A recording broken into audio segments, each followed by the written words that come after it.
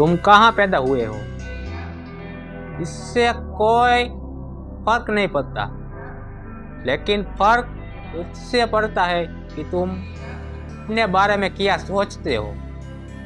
अगर तुम ये सोचते हो कि तुम कामयाबी हासिल करोगे तो तुम कामयाबी हासिल करोगे, बस थोड़ा वक्त लगेगा, लेकिन तुम कामयाब तो होगे।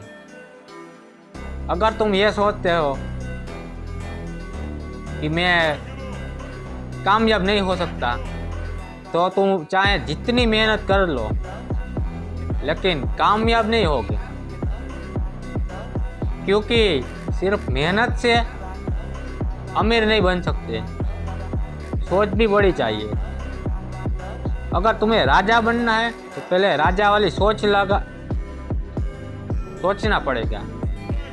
समझो, ये खेल माइंडसेट का है, इसमें इसका भी बहुत बड़ा पार्ट है तुम्हारे सक्सेस में।